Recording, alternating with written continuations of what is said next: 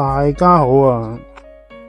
今次同大家開箱嘅動物模型呢，就係 Bandai 嘅立體生物圖鑑兩棲類2嘅第二彈嚟嘅啦。咁今次呢，一共有6種唔同嘅兩棲類，有紅眼樹蛙啦。蘇利南角蛙有2隻色，綠色同啡色。饅頭蛙啦，同埋呢個紅肚蠑螈，分別有普通色同埋紅色個體。咁廢話少講啦，而家就拆開同俾大家睇下。咁首先就拆開紅眼樹蛙睇下先啦。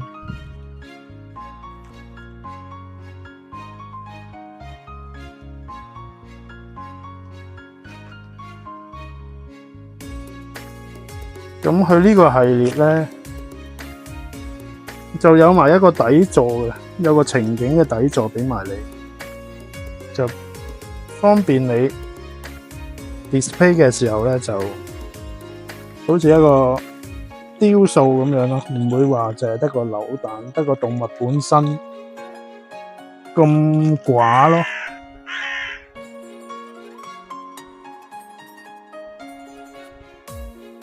佢呢個系列係佢嗰個風格係有啲藝術 feel， 有啲點講呢？佢個造型師嘅風格咯，佢個造型師係日本一個造型師叫手亞。咁佢啲產品，佢都而同 Bandai 而家出咗好多動物模型啊，咁就向下睇嘅。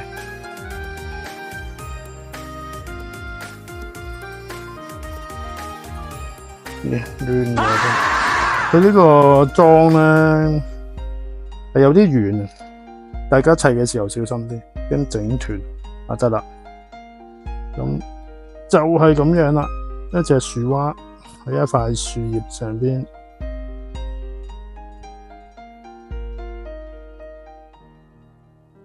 因為我嗰個電話上邊拍落去就影唔到佢水平嗰個樣，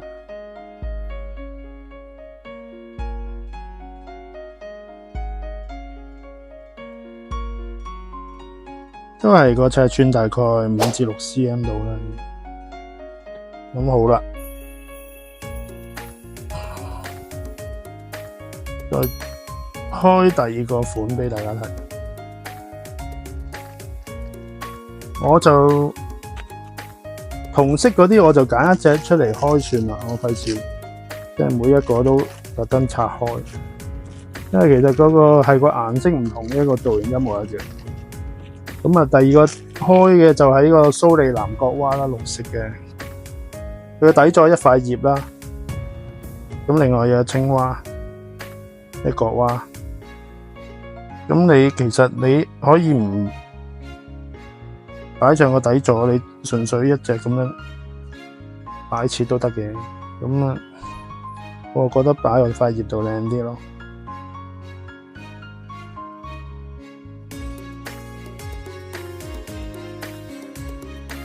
佢個尺寸都唔算細嘅，佢加埋個底座，其實比一般扭蛋都大。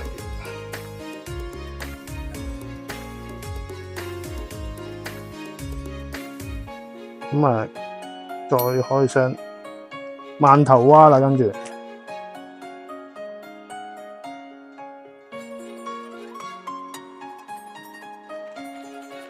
饅頭蛙咧，而家都好多產品啊，因為做一期咧佢就好紅，都賣到成1000蚊一隻，但係聽講就唔係話好好養。而家個熱潮好似就過咗啦，還是季節唔啱咧，我唔知。咁佢呢個最特別咧，佢個底座咧係有隻青蛙仔喺嗰個地度端個頭出嚟，好過癮。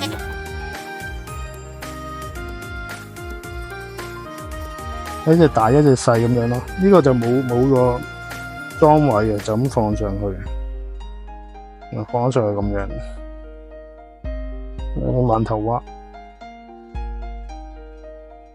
哇好 Q 啊！俾大家睇清楚啲，咪，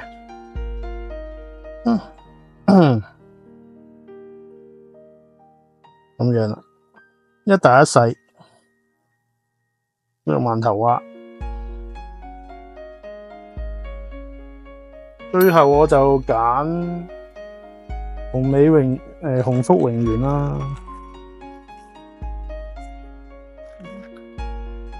睇俾大家睇啦。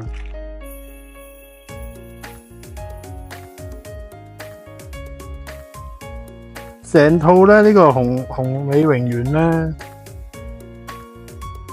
應該係尺寸係最大嘅，因為加埋條尾，變咗係嗰個長度係成套之中最長嘅，攞上手都係最重嘅，同埋因為佢底座係一個石頭嘅石樁嚟嘅，咁啊變咗一個重量最重。佢個底座係一個石樁。咁首先砌咗隻榮園先啦。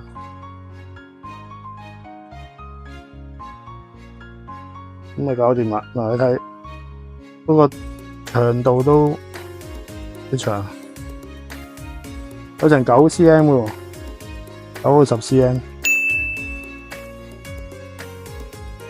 啲顏色都好鮮豔，啲皮膚都做到好靚㗎佢。嗱，呢個係裝位咯，俾你插個有個窿俾你插落個木石頭上邊。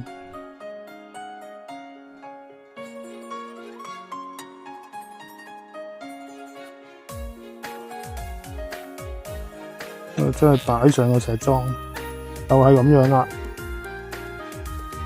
一個游緊水嘅姿態，係咪好靚？咁啊，每一種我都開箱咗一隻噶啦。咁啊，呢度已經四隻，即係仲有2隻，嗰2隻我就唔開噶啦，我唔拆開噶啦，俾大家隔住膠袋睇睇啦。呢個就係啡色嘅蘇里南國蛙。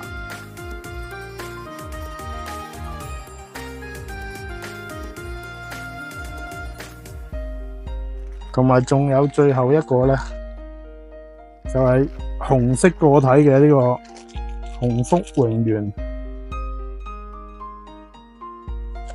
呢個係紅色個體。咁啊，一共6隻，咁就喺晒度啦。咁啊，今日嘅分享就係咁多啦。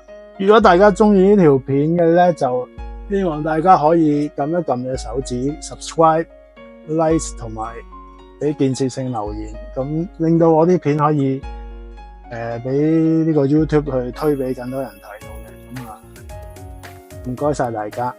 咁今日分享係咁多啦，下次再見，拜拜。